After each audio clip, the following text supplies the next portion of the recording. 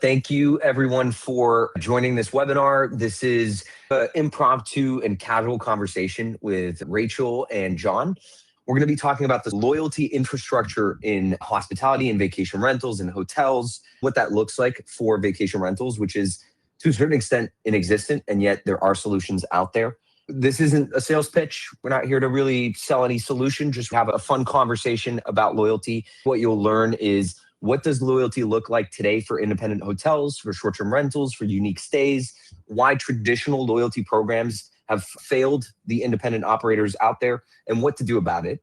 The economics of loyalty for short-term rentals and boutique hotels, so direct bookings, return guests, more spend, the psychology of loyalty, why those magical moments and recognition outperforms the cashback and discounts that you might be giving out to guests.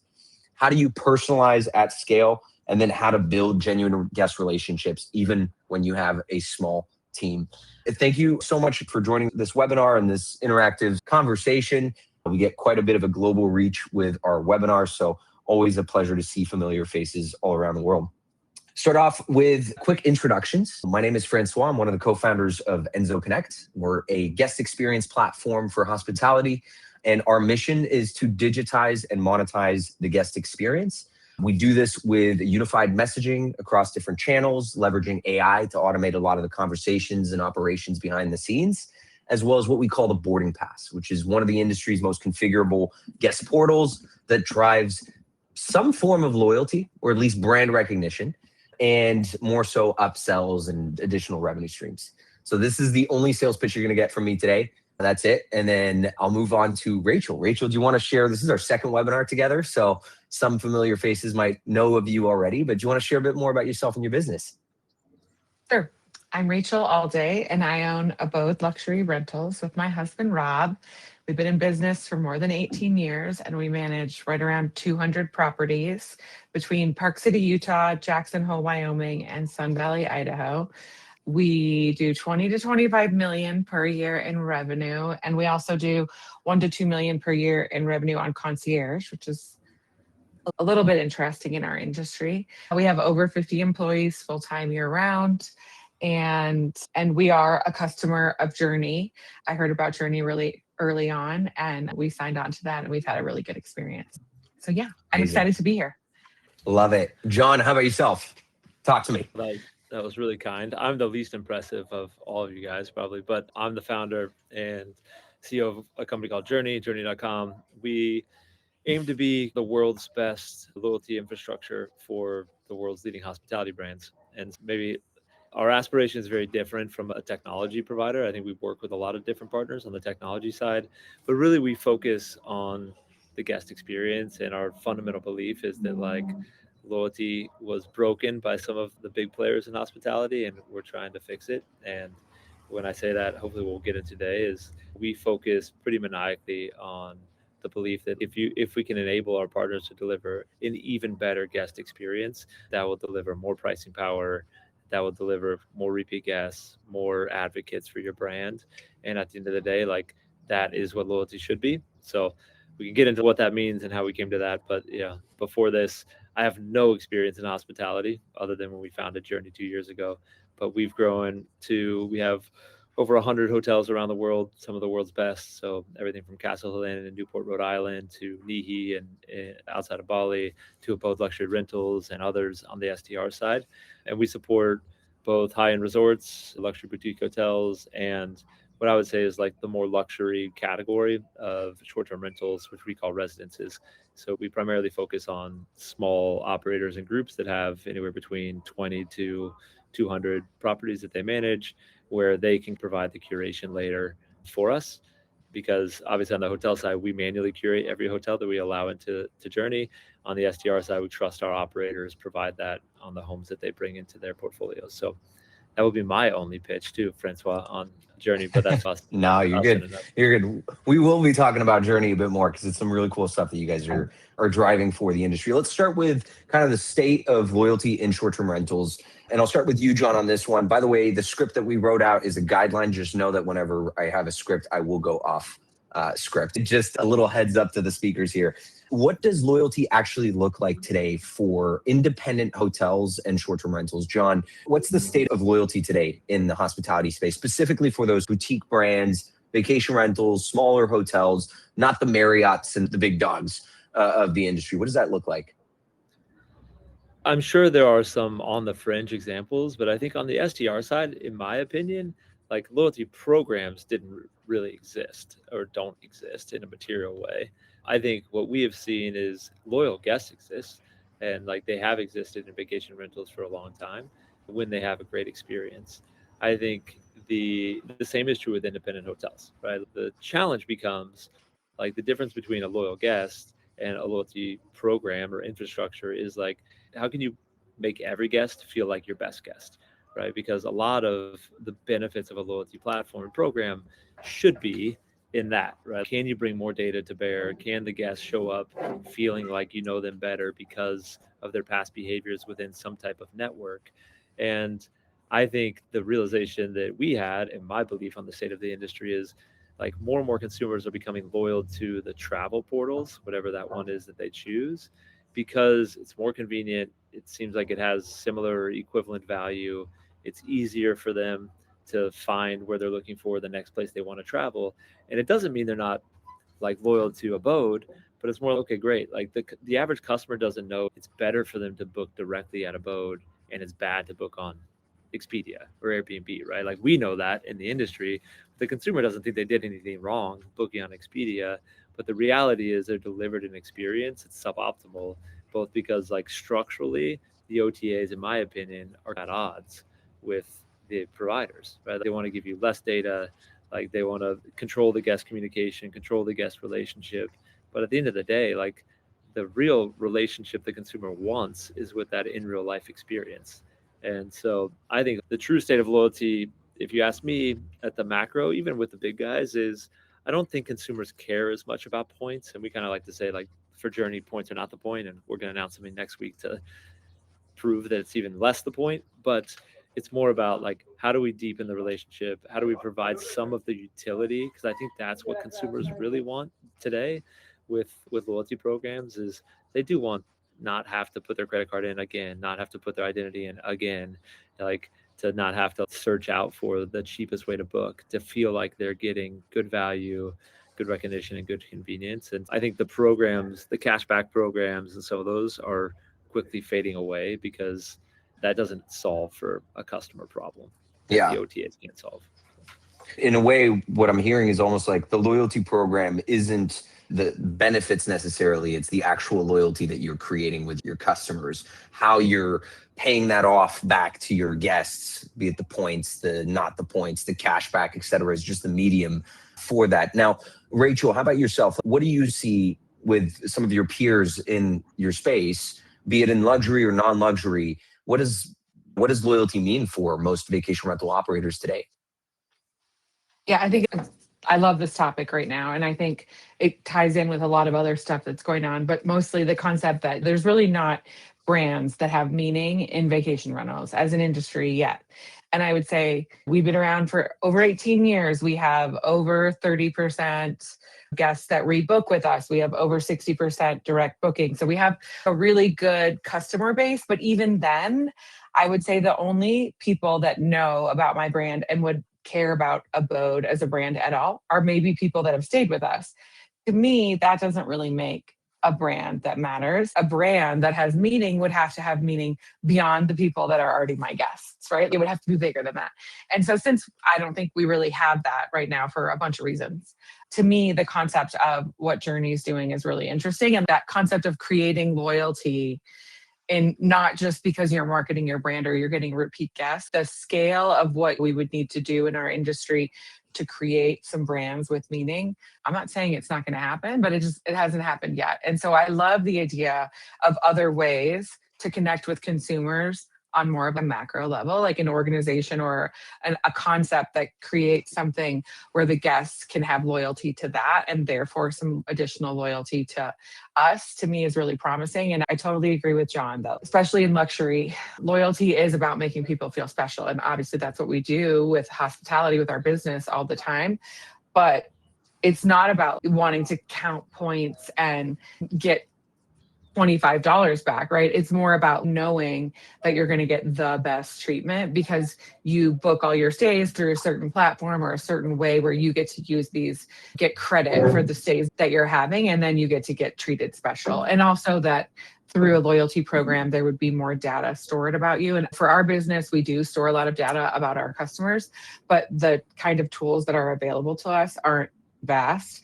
And so that's another thing that Journey's been able to offer. And I think that concept of a loyalty program with that depth of knowledge about each customer is also plays into that whole concept of being able to know the customers really well, to meet them where they are, to treat them very specially. I think in luxury, but in hospitality in general, that's a huge power up. That's like a big step up in what you're able to do. And so because software is still evolving in our industry, there's still different ways that you might be able to do that. So when there's a resource that comes along that can really give you an extra edge, like to me, that's a really important thing to do. It's interesting that you split the direct booking, repeat booking from loyalty versus the actual brand and being able to capture other people that haven't necessarily booked with you. Because I look at some businesses, I have a client of ours that's based out of South Carolina. They're like 90% direct bookings, right? Mm-hmm. Family owned, 60 years in the business, a lot of families repeat bookings, and yet nobody knows their brand. Nobody knows that's the family trip that you would do in South Carolina. Those are the guys that you would go to because they haven't necessarily established that brand, but they do get a lot of repeat bookings because they've created a great guest experience. They've been in the business for a while. Families have gone back multiple times. So tying the two between the repeat bookings, which I feel is almost the result of the loyalty versus the actual like brand all these itself. Nuances. It's like too nuanced to just go on that, right? Because if you're in a drive-to market, you're going to have a lot more repeat bookings. That's just the nature of a drive-to market, right? And the psychology behind booking those stays. And if we're in all fly-to markets, and so theoretically repeat guests are harder because it's not as usually as common that people are rebooking with the same company when they're doing fly to, and that's like a whole other discussion unto itself. But so there's all these other factors that play into like why you have repeat bookings or direct bookings. And I think that's why, to me, I've never counted that as meaning that my brand has this utter recognition in our industry, because still, regardless, it's only with the people that really have booked with me, right? And while that matters to me a lot and it's important, I think there will be brands in our industry that have meaning more widely. And there's a lot of ways that can happen. But I do think the loyalty piece is a great, almost low-hanging fruit that's more achievable than, say, trying to scale to multiple locations and have consistent execution across multiple locations and being able to market heavily and do all these things that would then create that concept of a brand with meaning. This is the step that's easier than those things to me, and that's why I jumped at the chance for that. Yeah. No, it makes sense. Now, let's think about modern travelers today and what they actually care about when it comes to loyalty. And I gave an example in our prep call of one loyalty plan that I'm very tied to. And Rachel, you gave the American version of it. So mine's Airplan. It's the Canadian Air Canada, whatever. I'm so tied to it. My girlfriend gets mad at me because she'll find a cheaper flight. And I'm like, nope, we're booking with Air Canada because I want to get my points and my this and my that.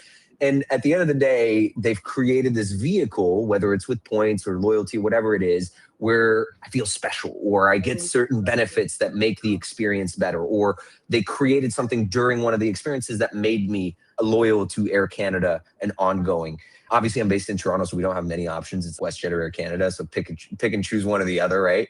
But you've had similar experiences as well, Rachel, on Delta 360. Do you mind sharing a bit what that experience looked like and why you're tied to that loyalty program? And then, John, I'd love to explore what other programs are out there and how modern travelers see loyalty. So I'll start with you, Rachel, on Delta 360 here. Yeah, this one's huge for me because I'll hear people on podcasts or on panels or at conferences talk about loyalty for the luxury consumer, especially the top luxury. They don't care about loyalty. They don't care. And I have to disagree on that, right? Are people at the luxury end of things, or even any end of things, are they totally meticulous about counting points? Is that something that a lot of people do? I think a lot of people aspire to that, but I'm not sure a lot of people can do it effectively, right? But is there anyone at any level of spend or wealth that doesn't appreciate special treatment when they travel, where there's so much friction, whether it's air travel or where you're lodging or whatever. No, no one is going to be like, you know what I hate? I hate when I go to the airport and I don't have to go in the regular lines and I get to have a private line. It's who cares? Not worth it. I love when I just get to sit down at a restaurant and order food. I don't have to go to a buffet and it's really quiet and private and I get treated like I'm way more important than I am. That I hate that. No, no one hates that. And no one doesn't want to have a situation, especially involving travel, where they're softening the edges on the friction of that. And so to me, I would love to see that in the vacation rental industry, we do a better job maybe than hotels have so far, because I do think hotel luxury or hotel loyalty programs haven't been awesome. I don't utilize hotel loyalty programs the way I utilize the Delta program. I purposely put millions and millions of dollars of spending on Delta Amex cards because I know this will help me get point status. And I literally had a couple of years where I was shooting, and yes, I do the same thing. I only travel on Delta. I'll spend more. I don't care. And I did that because I wanted Delta 360 status, because I know that I go to LA a lot. And if I go to LA now, I can go in and out of the Delta 360, like the Delta One door, and I don't have to touch the airport except for when I go to the gate. That's a massive benefit. And I will literally shift my spend on millions of dollars to achieve access to this reduction of friction.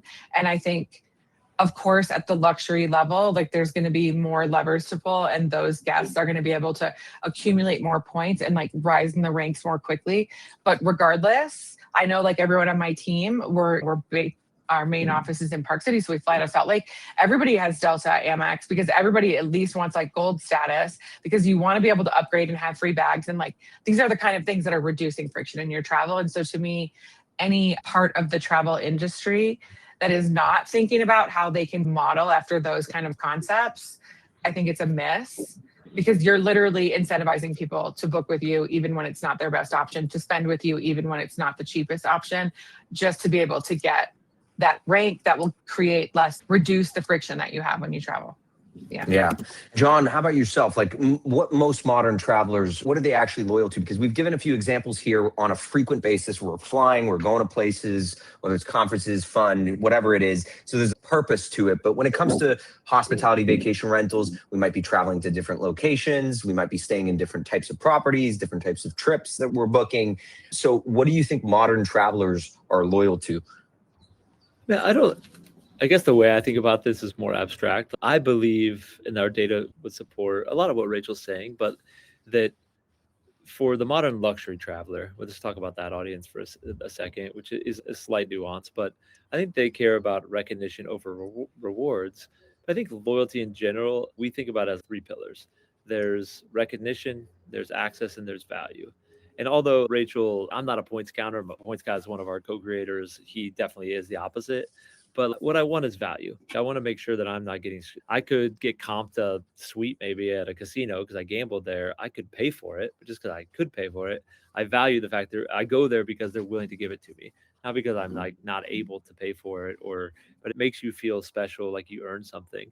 There's also just, these are like psychological elements that a friend of ours helped us with Journey as we were thinking about it, is some of the things that happen.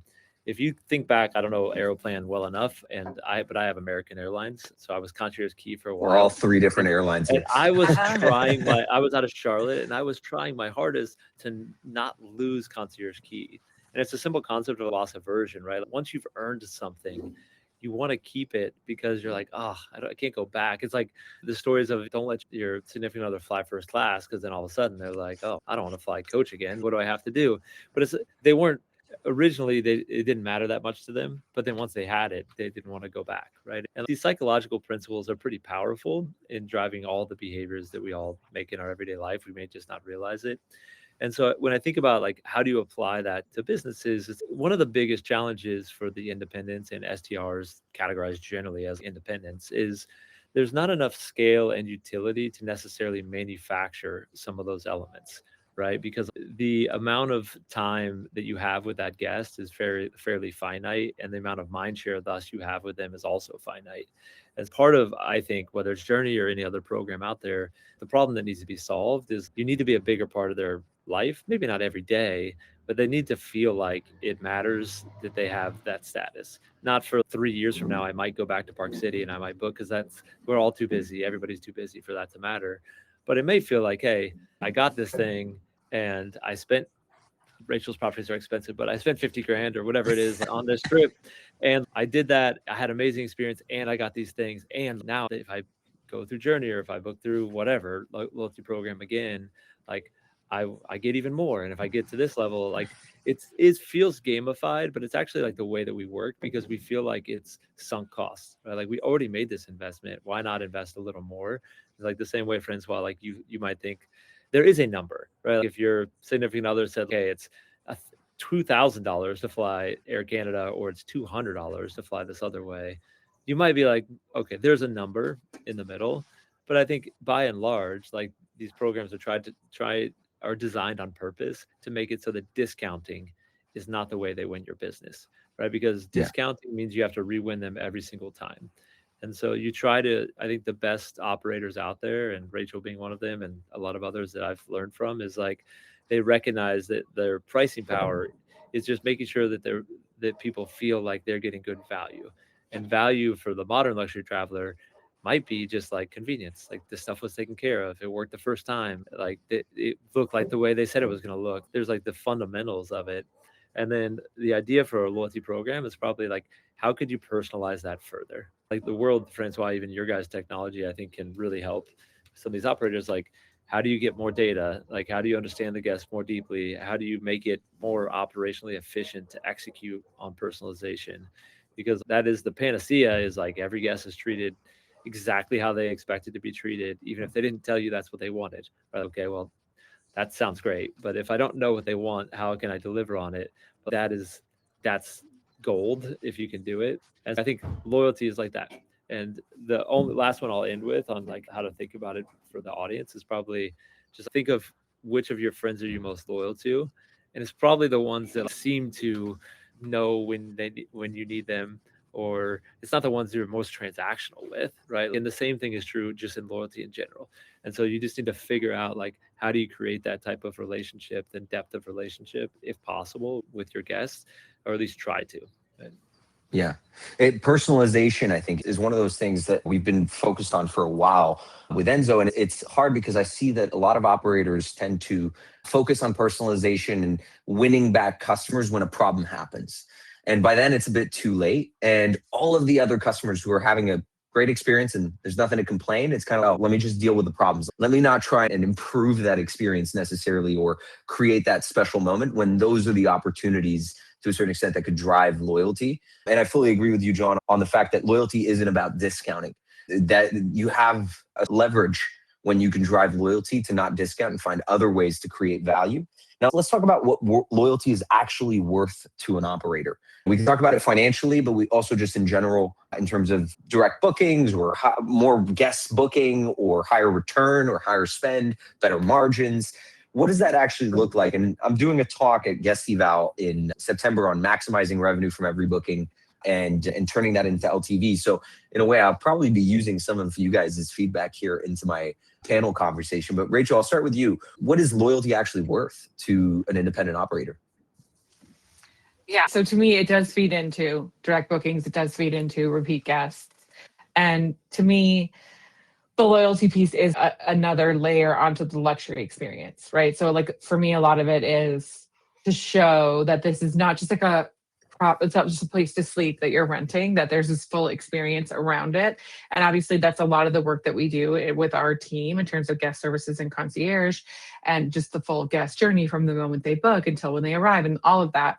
But I also think having this loyalty component, it's showing like a level of professionalism, and it's also like tying what we do to other luxury lodging opportunities, other interesting lodging opportunities. And I think that is again like reinforcing this luxury messaging around our brand. And for me, again, like while I have this brand, but that doesn't necessarily have meaning in a way that like another industry would have brands that have meaning, then to me having having a loyalty component to what we do is it's a bit more of like legitimizing of the brand, a bit more of like maybe giving people a reason to remember where they booked.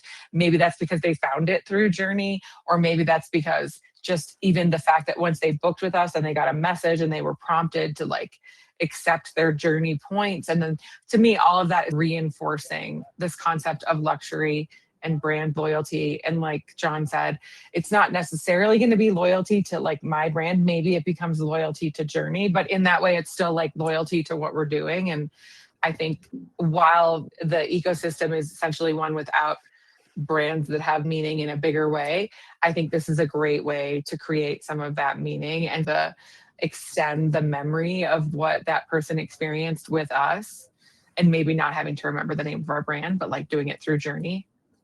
I Yeah. think that's a benefit. Yeah. I think the other one, Francois, and my dream for our partners, and they all know this with Journey, is listen, if a hotel group grows from 7 to 700 and they want to launch their own direct loyalty program, great. And if we help them get there along the way when they didn't have the scale and utility for it to make sense, perfect. Right. I think we're all happy in that scenario. Right. And same with Abode. Like, I think at the right scale, white label or whatever you want to call it, or like your own program, may make sense. I just think for the consumer, they don't want the same reason every hotel technology platform out there for independence doesn't have a mobile app, is the customer doesn't want a mobile app for every independent property they stay at. It doesn't make any sense. Yes. That passes logic to me. Like when I talk to the Canary CEO, I'm like, yeah, that makes sense.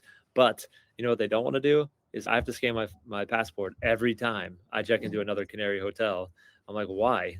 Oh, that's the data for Hotel A and not data for Hotel B. The customer doesn't want that. Like, I understand the rationale. The customer would like a single place that, like, oh, you use it's like Shop Pay or something else. Oh, you use Shop Pay? Great. Like all my stuff's already there. I think people like consumer want that convenience. Traveling in Europe, I'm sitting in Slovenia right now. Somebody asked, like traveling in Europe, every hotel with my 5-person family, I have all 5 passports. Can you scan all 5 passports and do all these things? And it's just not what we want to do. But to the question on economics, which is I think where you started, Francois, like the data is pretty. There's a handful of different things I think membership or loyalty can drive. And the idea really is trying to get the consumer to lean in more, right? So they booked your place. It doesn't matter what channel they book through, the first one. Okay, you can have concierge services. We bought a business to try to help on that front too. But the idea is, how do you understand what the guests' expectations are? What are they looking for? Why are they coming? The best hotels in the world have literally teams of people that call every guest multiple times, trying to get them on the phone to understand those things ahead of time. But most businesses can't afford that. Or like sometimes guests just don't want it. I believe like I am the person where I will do whatever I can to not answer the phone. If I could do it in an app or a digital experience, I will do it. It's probably even takes longer. I just prefer it. And so like in that regard, the metrics though are pretty powerful. Like this was surprising to me. We just looked at the data recently. 85% of guests who book on Airbnb the second time, if they return to the same property in our portfolio, they book on Airbnb again. And it goes back to what I said at the beginning. It's because they felt like they didn't do anything wrong. But when they become a member and you give them a reason to book direct, other than like price comparison or everything else, just something they can remember, which is like, oh, earn these things if you book direct, then all of a sudden they're primed to be like, oh, it's not that I did anything wrong, but I get more if I book direct. Great. And for us, it's half, right? So once somebody becomes a Journey member, instead of 85% of them booking via Airbnb again, now it's a percent book via Airbnb again. And so like those type of things compound over time, even if it is the 90% direct type of things. But the other one is ancillary revenue, like getting someone to lean in. And Rachel's business does this really well. I think every business, the SDR businesses should find ways to do it. Is like there's real revenue to be made. And more importantly, or maybe as equally importantly, it's a better experience for the guests if you can handle some stuff for them. That like it could be, and I know it's historically operationally complex, but there's a lot of great solutions out there to make it easier for the customer and for you. And that does create loyalty. If you have don't point me to Baby Quip, or I like Baby Quip, but don't point me to like 7 different platforms. I have to go do all the work of myself again. Like just have it ready. Like I'll pay for it. I'm happy to pay for it. Just like if you can just take care of it for me. And I think most businesses feel like it's too complex, so they gotta go find 20 partnerships and pay the providers and 1099s and move money around and all the other accounting problems that exist in SDRs. But I think there are great ways to solve that, and that's like another problem that we learned from Rachel and try to build solutions, and that does create loyalty. I know it doesn't sound like it, but it creates loyalty because they feel like, oh, 1,000%. and when I booked through it, I clicked these 2 buttons and a private chef came on Tuesday and like my groceries were delivered before I got there. And like the things that feel like they were concierge. And I think AI is actually helping that get even better. Right? Is just tell us what you want. We'll figure out the technology. You don't have to clicky button 100 times. We'll just send you the bill, pay for it, and it's taken care of. Yeah. I think those create real economics. And then the return guest rate is the last one. It's a little bit chicken and egg, but meaning the best guests at all of our properties join Journey, but the data is pretty material where our return guest rate for somebody who joins the program is X that of guests who don't join it. Now, I say chicken because in theory, your best guests join the program because they know they're going to be your best guests. But there are a bunch of things that can drive the real business, and the direct booking percentage, the kind of ancillary revenue that you get from it. And then in theory, depending on your business, but in the hotel cases, we're able to actually upgrade, get people to book more expensive rooms on a pretty consistent basis as members, just because we tell them why this room's better for them. And like all those types of things, I think compound value to really move total revenue for properties. It makes But perfect also sense. too, I feel like Journey has a tool that is AI enabled, and it's like guest data, and it's taking the guest data that we collect, but then also taking that way farther. And I don't know of other tools that are doing it in that same way right now. I'm sure there could be other tools that exist, or they could be coming. But to me, that's the other piece. That's part of why hotels, I think, cling on to their loyalty programs as well, is there's that data collection and then that ability to use that. If you were an independent hotel, then if you weren't part of one of those big, this can be debated down to the nitty gritty of the details on it, essentially. But because I've heard, what is it, like Marriott or Hilton, their loyalty program is actually white label Salesforce, I think, something like that. But anyway, their CRM for their loyalty program. Yeah. But like, there's something that Journey's done that was honestly, it was one of the big draws for me, which is this AI piece of applying that to the customer data. And then it gives you this much deeper understanding of each customer and even predictions on what they might like and when they might want to travel. And for me, like that kind of a tool is not available to me unless I were to build it, that I know of right now. And I don't have the capability myself or on my team to build it. And so to me, that's the other piece of loyalty, is like the depth of knowledge on each guest, and then potentially a tool that would allow you to utilize that knowledge about that guest in how you market to them, how you prep for their stay, how you take care of them during their stay, how you follow up with them afterwards. All those pieces like could really be informed by that depth of knowledge. And I think that's something that like a lot of small companies like me, we don't have access to. And so potentially with a loyalty program, you might be able to gain something more like that could be really helpful to increase revenue and increase repeat business and all that stuff.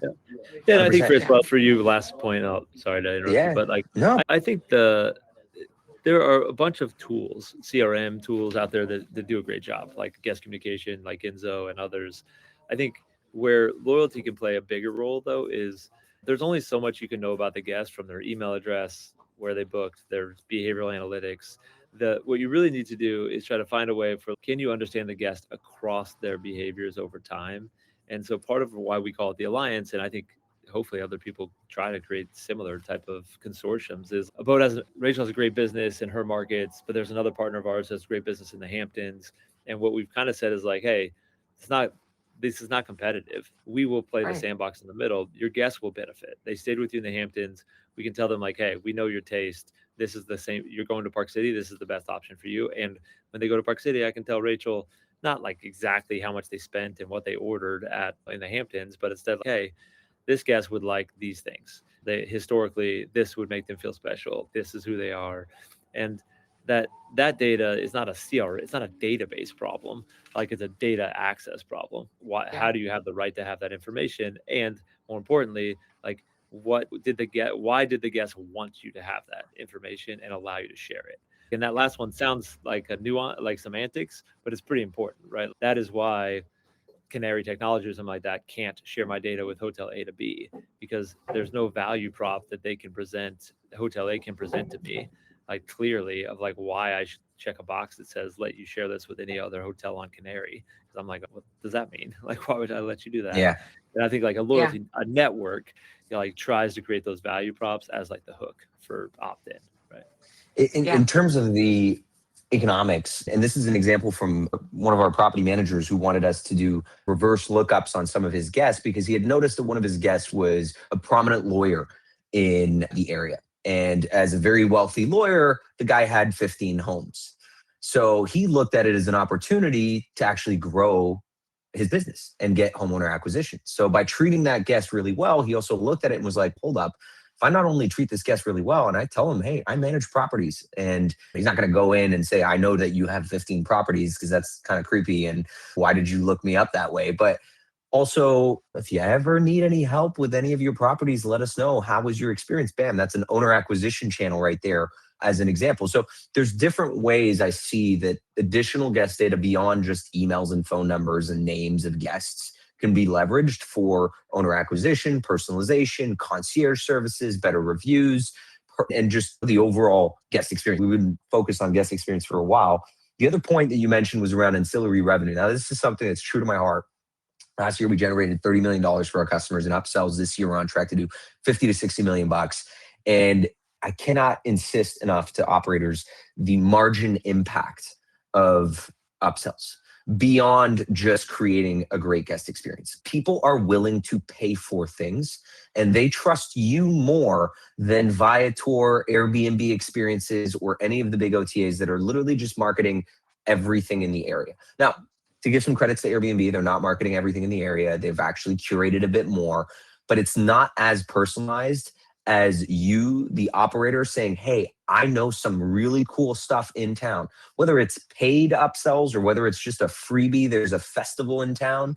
It is things that people will actually listen to because they trust you more than the actual OTA. So there's certain points of leverage that I think can be used by operators to drive that loyalty. And if upsells is a vehicle for a form of loyalty, I think operators, local operators, are probably the best positioned to drive that loyalty, leveraging upsells. Now, one of the last questions, I do want to be cautious of time and you guys' time. It's going to get late soon, John, and your beautiful Zoom background here, which we all know is a real one because we saw a few people walking behind, is leveraging AI in the concept of loyalty. I'd love to dive a bit deeper. And again, I know I said this wasn't going to be a sales pitch for you guys, but I do want to hear a bit more about Journey and how you guys leverage AI to drive that loyalty. Because in luxury, I think AI today is seen as a chatbot, and it's way more than that. Obviously, answering FAQs and questions is definitely a great value add for a lot of people. There's still that human touch that you want to have. So how does AI play a role in driving loyalty? I know it's a bit of a general question here, but maybe we'll start with you, John, on this one, then move over to Rachel here. Yeah, and I'm trying not to talk too much about Journey, but I'll just say, like, I think we've thought about AI at Journey a little bit differently. Like, obviously, we use it in our business to build our technology faster and a lot of other things Yeah. on the analytics front, which is really powerful. But I think that will become a commodity, hopefully, that everybody uses. If you haven't connected your PMS to Claude or something like that, so you can ask it questions, like, you should just do that probably. I don't know that you need another software platform in the middle to do that. And like, sure, we're happy to help our partners on that, but that's not a long-term business. I think where we try to use AI is basically on two fronts. One is on the consumer experience, and we're doing more and more within our mobile experiences, but really the simplest one is we launched something where you could just talk to us, and it like sounds like basic, but we have some people who are talking to us for 36 minutes. So if you download the Journey app and you go through what we call Known by Journey, we just ask you a couple questions like, what are your mornings like? What do you like? What do you like to do in the afternoons? Like, when you travel, what are you traveling? What are you generally traveling for? Who travels with you? And like, some people talk for 30 seconds, and some people say nothing, but like, some of them go really deep. I like a flat white in the mornings every day at 6:45. I want my quiet time. I want to not be bothered. Like, I prefer people don't come. There's one person who said, I have a very tough immune system. I prefer no cleaners come in my like, nobody comes in my room after I've checked in for my entire stay. But you can imagine that customer doesn't want to tell everybody that. Like, it's probably like a weird conversation to have. And so like, we use AI to take that information, keep it like keep the, I'll say, like, very personal information out of what we synthesize, but then deliver to Rachel or whoever the hospitality operator is. Okay, this is what you need to consider for this person. Here's what you need to know. If they talk for 27 minutes, operators don't have time to read, a 7-page book about the guest. And the things AI is great at is taking a lot of information and synthesizing it down for you, right? Those seconds. And so that's one that we try to do for the operator. And then I think the other one is where we're going more, and hopefully all the tech products out there is truly personalizing it, not Mad Libs personalizing it. We all know when we get AI slop written from somebody with a bunch of M dashes or something else, but more, listen, we have all of this data about you, your behavioral analytics, the things you looked at, what you clicked on, the page you visited. Maybe in Francois and Enso, maybe they hovered over an upsell, but they didn't click the button or something like that. You know all of these things, but no matter how smart we are on product, if we just do it rules-based, which is the old way of doing things, it will never be personalized. And so you have to kind of just trust and focus on the desired outcome, and that's the most important thing in an AI world, is like how you evaluate success for the AI in a way that is for your business. It might be customer satisfaction, it might be revenue, it might be a combination of those two things. If you can do that really well, then I think the power of AI for loyalty, which was your question, is really personalize the experience to optimize that outcome, right? And 100%.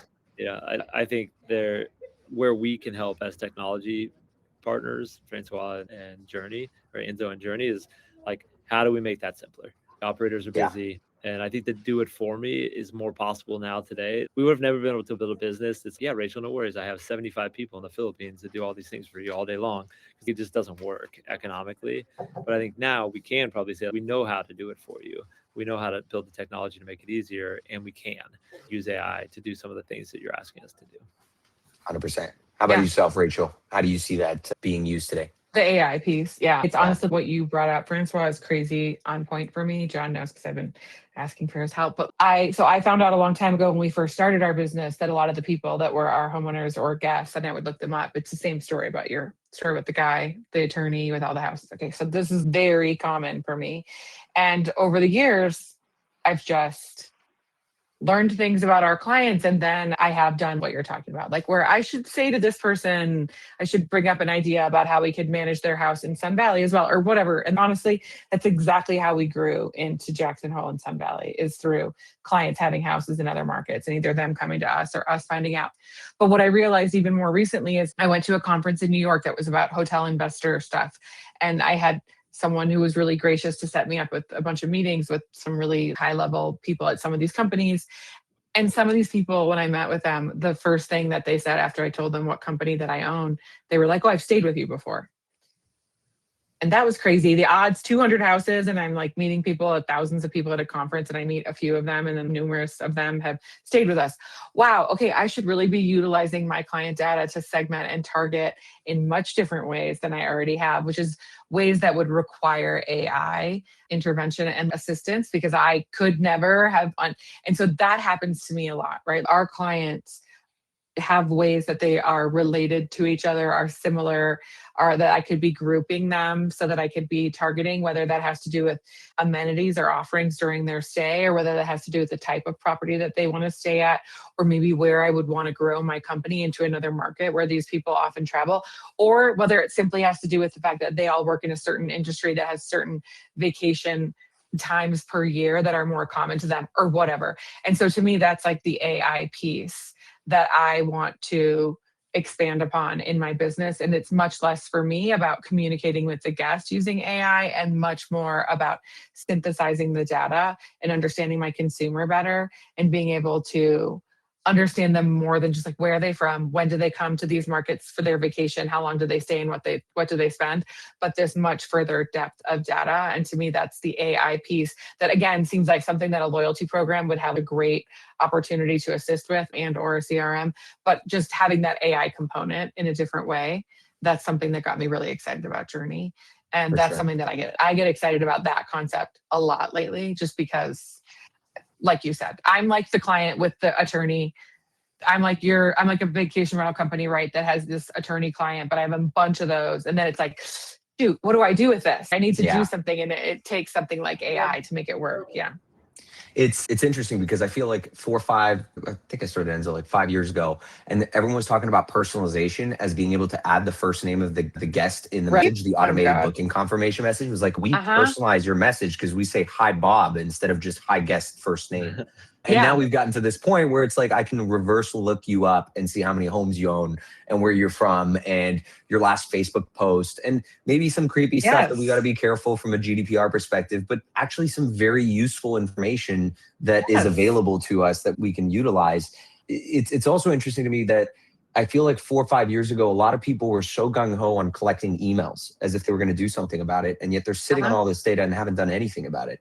The best they've done is send an email campaign once a year to tell guests, hey, by the way, we still exist. Which no, but no criticism, right? It's like you're busy it's really and so hard, on, right? Like, how do Exactly. you dig into it? Exactly. So having the right tools, leveraging AI to grab all of this information and actually being able to synthesize it in a way that's useful and that will drive real revenue is something that I think we're approaching and that obviously Journey is focused and innovating on.